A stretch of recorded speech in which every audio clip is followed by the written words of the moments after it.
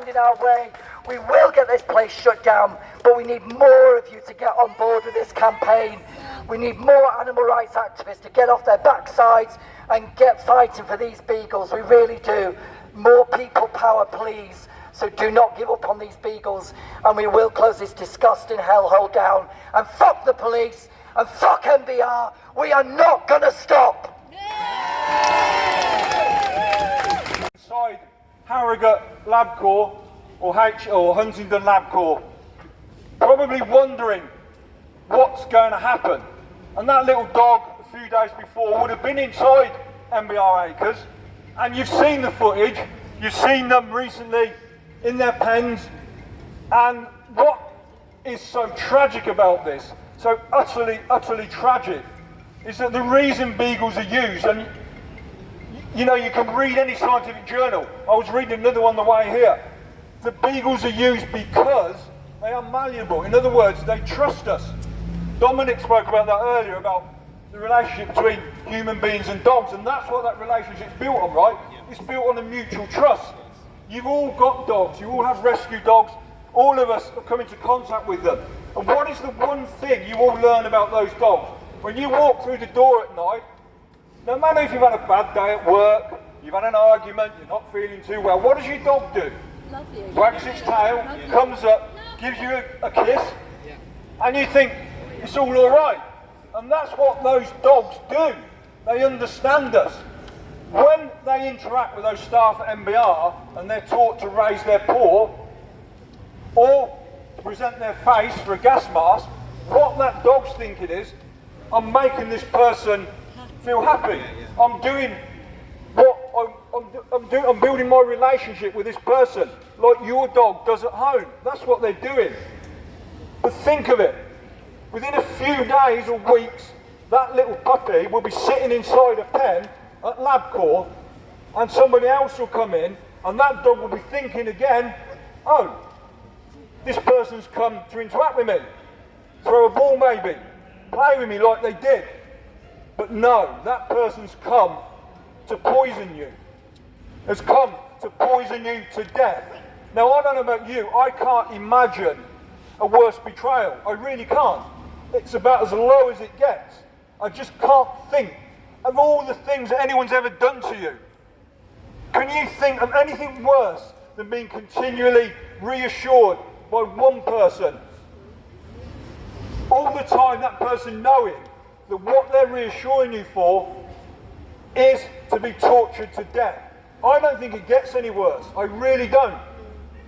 And if we are a nation of animal lovers, if we are, and we're going to live up to that, then M.B.R can't exist. How can it? How can something like M.B.R and LabCorp and other vivisection laboratories, how do they exist in a country where we profess to love and care for animals? But, as you've already heard Dominic, and you've already heard others saying, I'm going to repeat it again. The Animal Welfare Act, that if you did to your dog what LabCorp will do to those beagles, you will get 5 years in prison. Now, that's not long enough in my book. You should get 5 plus a 0. But you still would get put in prison, except if you're a martial beagle, and those laws do not apply. And do you know why they don't apply? Because your suffering will be deemed necessary. If you were to poison your dog at home, that's unnecessary suffering. If you do it as part of a contract testing laboratory or a university or a government department, it's then deemed necessary suffering. What's the difference? What is the difference? There is no difference. Pain is pain, suffering is suffering. The only difference is it's sanctioned by the law, and that is the only difference. There is no other. But that law is wrong. It always has been wrong, and that is why this campaign is so vital. That is why the M.B.R beagles are such a totem for everything that happens. We must not let those dogs down. They represent all animals that are suffering in laboratories, millions of them in this country and across the world. Millions and millions of them. And surely, as human beings, if you believe in moral progress and moral evolution, it is totally totally unacceptable that these animals are still suffering in the name of a science that no longer has any justification. We must demand that this government bring an end to this now. And we must become active to the point where they are forced to do it. They are forced to act. The moral majority is on your side. Science is on your side. There is nothing now between us and victory other than the will to see this through. And I believe we've all got that will. Yes? Yes! Good. Thank you. One final thing, which I say a lot at the moment, I'm going to say it again. And people say to me, what is animal rights? Why is it so important to you? And I say, to me now, in my life, at 51 years of age, seeing what damage and destruction we've done to this world and what suffering we brought to animals in that period of time, this battle is every bit as important as the battle against slavery, the battle for universal suffrage, and the battle for civil rights. Okay? And I know Peter Egan was here today, and he rang me last night and said he couldn't, he's got lots of things going on, so he's really apologetic. But you know he's a wonderful man as well, and he would say exactly the same words to you. And we've talked a lot about that over the years, and it's really resonated with me. And I recently did a debate with The Spectator that you can see online, some of you will see, when they put a front page story in The Spectator magazine saying people like me had hijacked Parliament for animals. Mate. And I've said that and I'll say it again, I'm proud of what we do for animals, but we'll be judged by our relationship with the natural world and animals. And I think people will look back in 100 years and will be horrified what we've done to animals in testing, horrified what we've done to animals in the farming system, horrified about the sort of slaughter that I'm fighting against in the Faroe Islands at the moment, where thousands of dolphins and thousands of pilot whales are being killed for so-called culture, which is nothing more than cruel barbarity. So what we need to do is keep focused on that, stand proud, and keep saying to people that I'll be judged by my relationship with the natural world and animals, but you will be judged by it too. And as time goes on, I hope we'll look back with horror, and we will be better people because of the way we treat animals. They are so trusting, they bring us so much love, and we owe it them back as well. So keep fighting. Thank you so much. Early August, I came with my little one during the school holidays, and I've been thinking most of my adult life about animal rights, about how to improve things for animals, and yet I'd never had the idea of camping by the side of the road next to a facility that breeds beagles. And I was just so impressed and amazed by the people doing that. I don't know if I would have had it in me to bring my tent and camp there by the side of the road with the cars going past your head during the night. Yes, is that you doing that? Yes, amazing. I'm just full of awe for what you've done and what you've achieved. And obviously not just doing that physically on the ground, but the amount of media coverage that you've managed to generate for this, the kind of how you've managed to pique people's interest, people who might not naturally be people who spend much time thinking about animal rights, but they've seen what you've put out there, it's connected with them, and they're appalled, because obviously they're appalled, because as most of us here would agree, in civilized society there is no place for testing on animals, any animals. I know here today we're talking about beagles, but obviously we are also talking about all animals. In a civilized society in the year 2021, we cannot be testing on animals. And for a long time, our party, but I'm not particularly here to talk about my party, but for a long time we've called for there to be binding targets for reduction on animal testing. And obviously the other thing we need to do as we do that is we need to fund and properly support the development of non-animal methods. And that is the part that has always been missing. And if there's something that anyone in this building takes today away from this, is that we cannot ignore this movement anymore. We cannot ignore this call.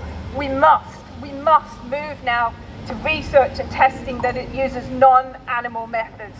And there are gradual gains every year around the world. We must take heart from that. And as Ian said, I do firmly believe, I know this, that one day we will live in a world where animal testing is illegal. I know that day will come, and thank you, each and every one of you, for playing a part in making that happen. Thank you. People used to smoke ubiquitously, everywhere. Everywhere you went, people were smoking. On the bus, going to work, everywhere, in work. You can't believe the places that people would smoke publicly. I started when I was 8 years old. I gave up when I was 13, and I gave up again when I was 19. And when I became vegan, I definitely would not have smoked, because that would have brought me to the point where I would have been involved in animal experimentation. Maybe historical, but that time when I was growing up at 8 years old, that's when they were experimenting on beagles and making them smoke and smoke and smoke and smoke until they died. Now, why would they do that? To prove that people didn't get cancer from smoking? How stupid they think we are. How stupid are we that we will believe that? And this is the problem. The majority of people are that stupid that they won't think what's happening to those beagles could happen to them.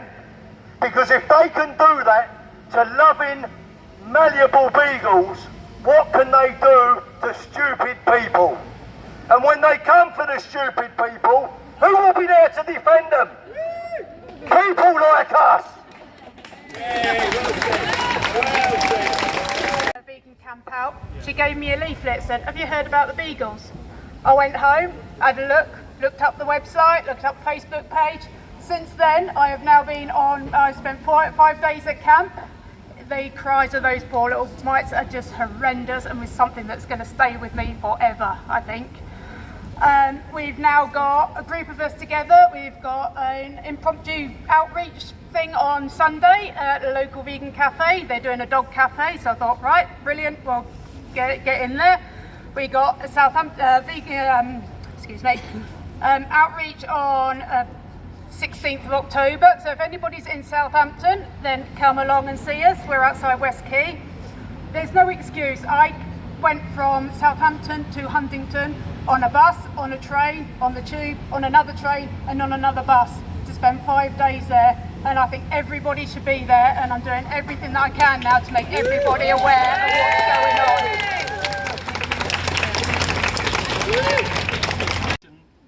Possible that you wouldn't imagine that we're going to have at the injunction hearing, and that's because of there's people from different classes, different backgrounds, who are uniting in the name of beagles and anti-animal vivisection.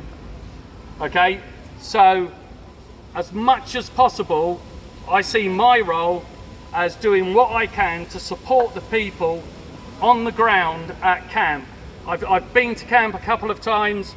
I've stayed over in a van, and it was horrific sitting by the side of the road. Okay, sleeping by the side of the road just for one night.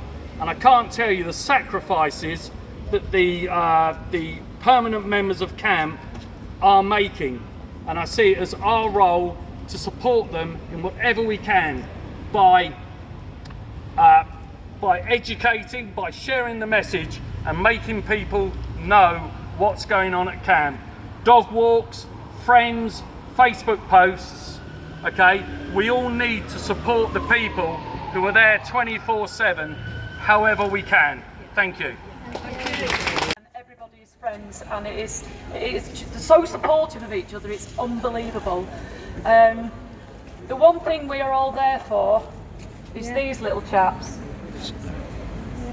And 2 days ago, 2 vans came to Huntingdon and took 2 loads of puppies away. 16 weeks old, and we could hear them in the vans. There were about 14 of us and about 50 police. We were completely overrun. They were like, the police were like M.B.R's private security. It was horrible. We're paying for that. Yeah, the taxpayer is paying for that. Yeah. So if anybody is here who can get to Camp Beagle at any time at all, please come. If you can camp, that's even better. You'll be well supported, you don't need anything, just come. Thank you.